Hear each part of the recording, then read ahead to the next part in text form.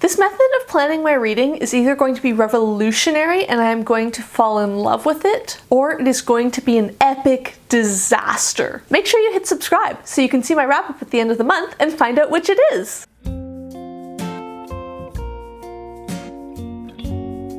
Hi everyone, Rosie here. Welcome back to my channel. You might have noticed something a bit different about today's thumbnail, today's title. It's my April pile of possibilities, not my April TBR. I'm going to explain that, but first I have two books that I am definitely going to read in April, and I want to talk about those. The first of those is A Court of Thorns and Roses by Sarah J. Maas. I have made it to the year of our Lord 2021 without ever reading a Sarah J. Maas book. Not because I've explicitly avoided them or anything, I've just never picked one up. I don't know why, I just never have. At this point, I never thought I would, until of course I saw Emrita talk about having never read one either. I can't remember if she's never read any Sarah J. Maas, or she hasn't read A Court of Thorns and Roses. I'm not sure. Either way, she mentioned not having read it a few months ago, and I was of course like, well, we should read it together, clearly. This is the obvious answer. So I am planning a group read with Emrita, and I think Nat of Nerdy Nat Reads, and I think possibly Lana of Lana Ex Libris. I should have checked and re-coordinated before I filmed this. I'm pre-filming this by 2 weeks, this is why I'm not positive. Anyway, I'll make sure the correct information is down below, but yeah, we're gonna do a group read. I think we're planning to do a live show about it, and it should be fun. Honestly, I know very little about this book. I think it's a Beauty and the Beast retelling. I might be wrong about that though. I'm sure you will all tell me in the comments if I am. I think it involves the Fae, but again, I'm not positive. For absolutely no good reason, I'm worried that I'm not going to like this book, and it's such a booktube favorite, and then I'm worried about being like, I don't like this book that everyone loves, but I'm trying really hard to go in with an open mind and see how I like it and see how I get on with it. The second book I'm definitely planning to read in April is Au Bonheur des Dames by Emile Zola. This is... I can't remember what the name is in English. I'll put it on the screen because I can't remember and I can't be bothered to check right now. But Pauline from Dancing Lawn is organizing a readathon for this book, and I think people are going to be reading it in French and in English, and possibly some people in German. I don't know.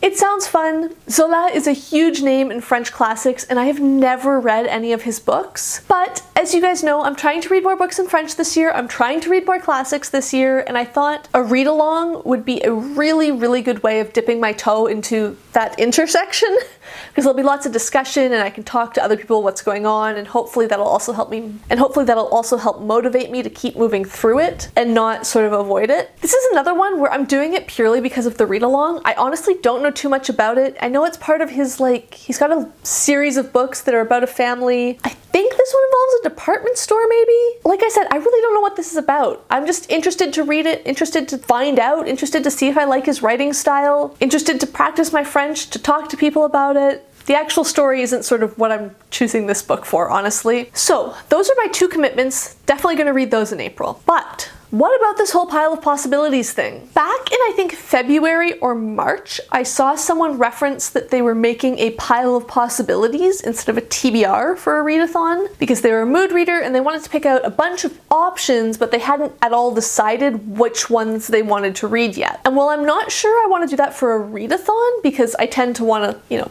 fit the prompts pretty well, I thought that might be a really interesting approach for just my month's reading. I don't like having no TBR at all because I find it overwhelming trying to pick books from all the books I own. I end up usually just rereading Terry Pratchett and Carrie Greenwood if I do that because it's too intimidating. It's too much to try and pick one book from 200 because it feels like so much pressure on that, which one's the absolutely right one, and there's so many that I want to read. But I've also been setting myself fairly ambitious and strict reading plans for the last couple months, and I haven't really been allowing myself that much space to just mood read a bit. And I thought it would be really nice to sort of take a break from saying I'm going to read these 5 books for this readathon and 5 books for that readathon, and I'm definitely going to read this, and then sort of starting the month with, oh, here's 12 books that I'm planning to read this month. And that's sort of all the reading I'm going to do. So I wanted something that would give me a bit of choice, a bit of an option to say, this is what I'm in the mood for right now. But that also would give me sort of a small stack to work from. Obviously it's a metaphorical stack because I read ebooks, but you can imagine like having the small selection as opposed to the entire bookshelf is what I'm trying out, and I'm hoping it'll work well. I feel like 10 books in a month is sort of about my average these days. I certainly read more some months, but it's not a guarantee. So after the 2 books I'm definitely going to read are taken into account, I wanted to have a pool to select about 8 books from. Obviously I can read more of these if I want, I can read less of them if I want, but I decided to pick 17 books. I wanted to make sure the number of books in the pile was big enough that there's no way I can try and make myself read all of these. I'm going to have to make decisions and choose what to read. But I also didn't want to have so many options that it was basically just like picking from my whole TBR. So 2 books per book that I expect to read plus 1 for good measure seemed like a good measurement. This is not at all scientific or like well thought out. It just felt right. So I scrolled through my TBR and I picked out 17 books that I'm interested in reading and that jumped out to me as like, oh, I want to read that. And then I actually took that list and randomized it to make sure that I wasn't accidentally biasing myself in how I listed them or something. Here goes. I'm going to talk about them and hopefully I won't spend forever because there's a lot of them. So let's just get into it, and it's a TBR. I don't have that much to say about them anyways. First book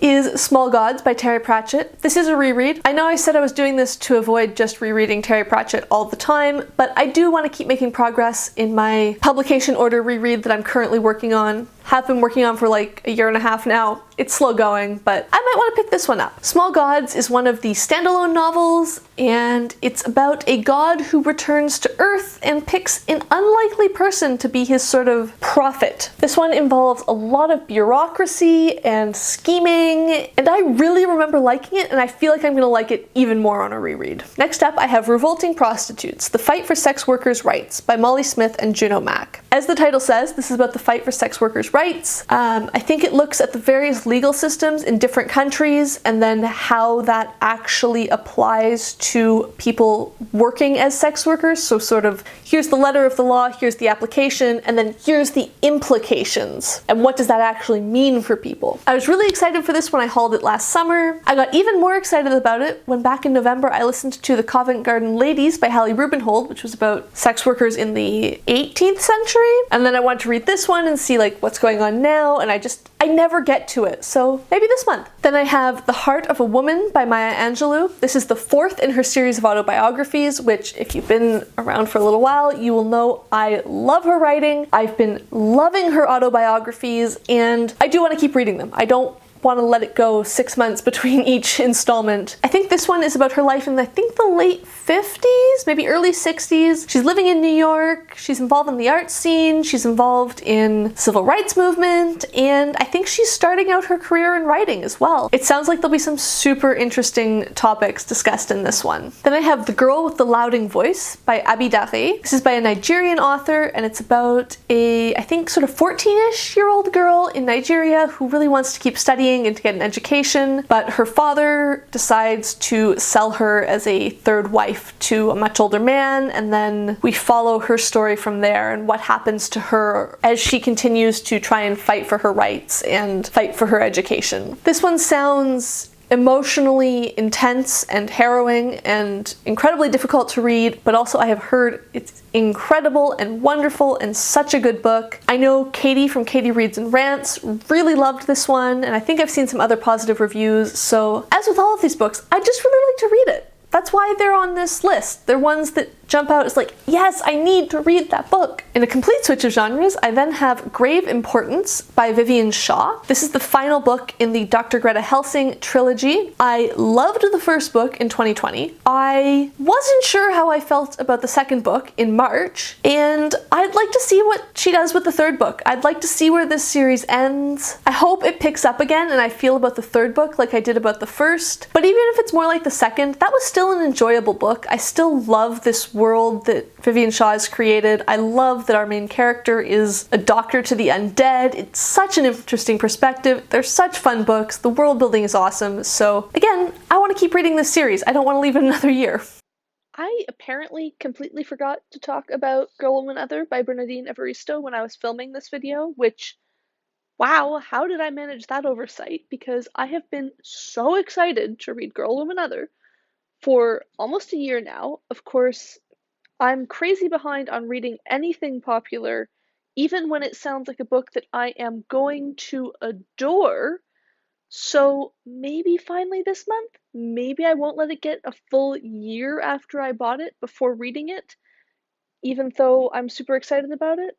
We'll see. Hopefully. This is one of the ones that I feel like I'm probably going to read this month just because I have been so excited about it for so long, and I don't know why I put off books I'm excited about. It's a weird character trait. Let's try and fix that. Then I have Guest House for Young Widows, Among the Women of Isis by Azadeh Moaveni. This is a non-fiction account of 13 women who joined ISIS. From what I understand, it looks at why they chose to join in the first place, what their backgrounds were, what their motivations were, and then what their experiences were as part of that group. This falls in the camp of it sounds amazing. It sounds like it's going to be an incredible book, but also it sounds like it's going to be kind of hard to read in the sense that these are dark, heavy, disturbing topics, and I'm sure there's going to be a lot of disturbing content in this one, but I don't want to let that stop me from reading it. I do want to read it eventually. It's just not one that I seem to reach for, even though I'm excited about it. So maybe this month, maybe having it in this shortlist will help. The next couple are really sticking to that. Sounds amazing, but also dark. I also want to maybe, possibly, read The Penelopiad by Margaret Atwood. This is a retelling of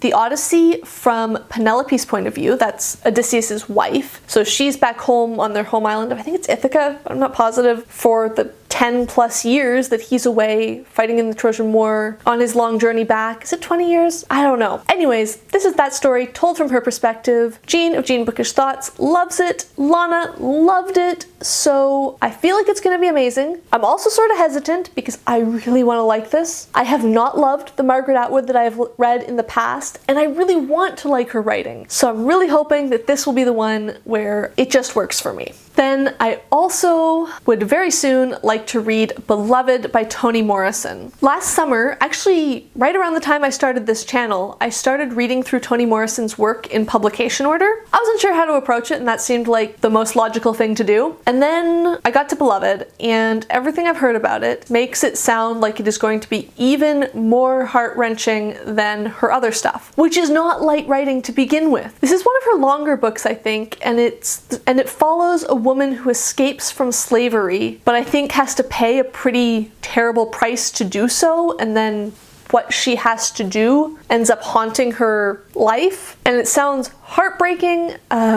Lo from Lo's Reading Life. I can't remember her channel name. I meant to check and I didn't, but she'll be linked down below. She read it in, I think, February, and her description in her wrap-up was just incredible. She makes it sound so emotionally difficult, but like I kind of want to just read it now and like find out for myself and go through it for myself, so maybe I'll pick that one up. Then there's one that I've been meaning to read for a couple years now, and that's Second Foundation by Isaac Asimov. This is the last book in his original Foundation trilogy. He wrote 3 of them in like the 1950s, I think, and then there's 4 more books in the series that he wrote in, I think, the late 70s and the 1980s. So I've read the first 2 of the original trilogy, and I'd like to finish this one. I don't know if I'll read the other ones. I liked the first 2. There's so many books in the world. I don't know if I want to read all of Asimov. I haven't decided yet, but I do want to finish that original trilogy, which follows a group of scientists and engineers who are sent to sort of a remote planet on the edge of the galaxy to preserve human knowledge and all of human innovation when a galactic empire is collapsing, in the hope that the next civilization will be able to rise up way faster by benefiting from all the knowledge that they're protecting. And then a whole bunch of stuff happens, of course. I did like the first 2. I should read the third one. They're not that long. Maybe this is the month. It's so weird. I'm so used to talking in TBRs like I'm definitely going to read this book, and I keep having to remind myself that like maybe I'll see. Will I be in the mood for it?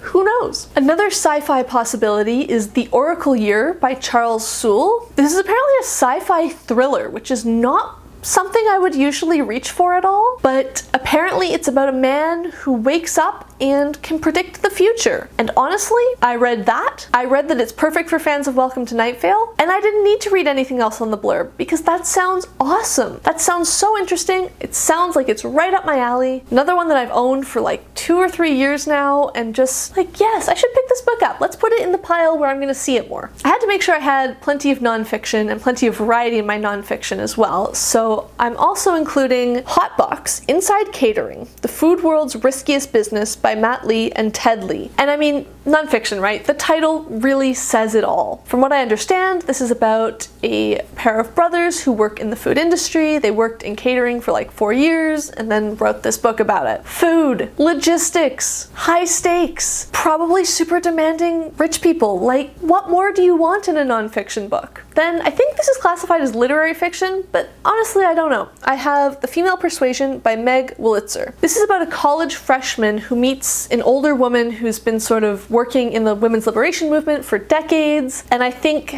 their interactions shape the younger woman's view of the world and how she interacts with the world and her choices. I don't know if that influence is positive, if it's negative. I don't really know that much about this book. I really liked her book The Interestings around the time it came out, like 6 years ago now, 7 years ago now. I really enjoyed reading that one. So when I saw The Female Persuasion and I saw the blurb, I picked it up. I think I actually told my mom to get it for my sister for Christmas as well. And if she's read it, I don't know if she liked it or not, but I do want to read this one. I want to give it a try. I know Wolitzer has a whole back catalog as well, so maybe if I like this one, I can read more of her books. Then apparently I was on a food kick because I've also included Medium Raw: A Bloody Valentine to the World of Food and the People Who Cook by Anthony Bourdain. I'm not totally positive, but I think this is sort of not a retake on Kitchen Confidential, but he wrote this one many years, if not decades, after he wrote Kitchen Confidential, and it's sort of, I think, looking at what's changed, what stayed the same, what's happening in the food world at the time of writing, which I think was mid-2010s. I'm not positive. I really liked his writing in Kitchen Confidential, and I think I read another one of his books, so I think it'll be really fun to read more of his stuff, and I really like his voice and like how he writes things. More nonfiction, but totally different, I would like to read How to Be a Tutor by Ruth Goodman. This is a history book that's all about the life of common people in the Tudor period. And if that doesn't sound interesting to you, then like, I hope you at least understand why that sounds interesting to me after all of the videos you've watched from me. I've been saving this one for years. I read her book, How to Be a Victorian, 5 years ago, and I adored it. I liked it so much that I haven't read this one because I've had it sort of stashed away for a rainy day. I think I've mentioned that before, that like, I have this book, but like I feel like I can't read it because someday I'm gonna need to read this book. And honestly, I think it's time. I think maybe I should just let myself read it and enjoy it, and there's no point in saving things for the future. Just enjoy them. A similar note, although I don't remember feeling quite so strongly about the first one, I also included True Gert by David Hunt. This is Volume 2 of Hunt's Unauthorized History of Australia. It's been so long since I read Volume 1, which is just called Gert, that I don't fully remember the tone. What I feel is that this might have a sort of horrible histories, but for adults, take on Australian history. But like, I don't know if that's true or not. I guess I should read it and find out, right? If I like the first one, just read the second volume. Again, stop saving things for a day that it's never gonna come. That's obviously me talking to myself. I know I'm gesturing at you, but like, I just need to read these books. And then the last book that I'm including in my pile of possibilities is Revolution Sunday by Wendy Guerra. This is a novel about a young Cuban author who travels to Spain to accept like a big literary prize type thing. And when she's there, she finds that the Cuban expat community in Spain doesn't want to have anything to do with her because they think she might be a spy for the Cuban government. But then she comes home and finds herself under surveillance because the Cuban government is now worried that she's a spy. And I don't know much more about that. It just sounds fascinating. Wendy Guerra is a Cuban author herself, and I think is really widely known and really well liked in the Spanish-speaking literary world. But this is the first of her books that's been translated into English, and my university Spanish is not good enough to read in Spanish, so I'm excited to try this one out. out, and it sounds really fascinating, so this would be fun to get to. Alright, that is the end of my pile of possibilities. Let me know down below. Have you read any of these? Did you like them? Did you not like them? What are your thoughts? If you want to tell me which ones to read first, feel free. I can't promise I will listen, but I'd love to hear your thoughts on why you think I should read some of these or not others. And also, I guess, let me know, what are you planning on reading in April, and what's your approach? Do you completely mood read, don't plan anything? Do you take this sort of approach where you plan more books than you're gonna read? Do you do a strict TBR? I'd love to hear your thoughts on this. And as always, if you like this video, please hit the like button down below. If you would like to see more of my videos, please hit subscribe, and thank you for watching.